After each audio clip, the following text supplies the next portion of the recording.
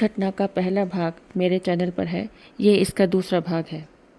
यह कहकर सविता उठकर बैठ गई और उस आकृति को, जिसको हम लोग नहीं देख रहे थे, वह बार बार झुककर प्रणाम करने लगी। इसके बाद चारपाई से उतरकर नीचे आ गई और भूमि साथ होकर प्रणाम की।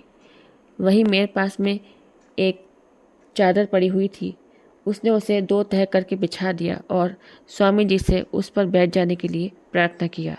हम लोगों के विस्मय का ठिकाना नहीं रहा जब उसने कहा कि माँ, स्वामी जी बैठ गए हैं और आरती उतारने के लिए बोल रहे हैं।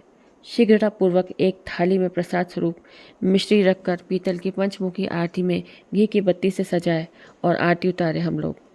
बच्ची ने स्वयं भी आरती उतारी और बैठकर स्वामी जी की आकृति की ओर देखने लगी, जो हम लोगों के लिए अब भी अदृश्य थी। मैंने स्वयं के विश्वास के लिए पूछा कि क्या सद्गुरु भगवान जनेऊ पहने हुए हैं? उसने कहा, हाँ, मोटा जनेऊ पहने हैं। पुनः मैंने पूछा, स्वामी जी के सिर पर बाल कैसे हैं? बच्ची ने कहा, आधे बाल काले और आधे सफ़ेद हैं। इतना कहने के बाद वो हंसने लगी। मैंने उससे हंसने का कारण पूछा तो उसने बताया कि स्वामी जी का पेट बहुत बड़ा है और आगे की ओर निकला हुआ है, इसलिए मुझे हंसी आ गई। देखिए ना, स्वामी जी मुझको बोल रहे हैं कि अभी अभी तो रो रो कर मुझे पुकार रही थी और अब मेरे पेट को देखकर तुझे हंसी आ रही है।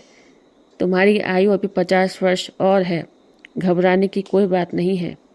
अब सब रोग दूर हो गया है। अपने पिताजी से ज्वर नापने के लिए बोलो। मैंने थर्मामीटर से ज्वर को नापा तो यह देखकर आश्चर्यचकित रह गया।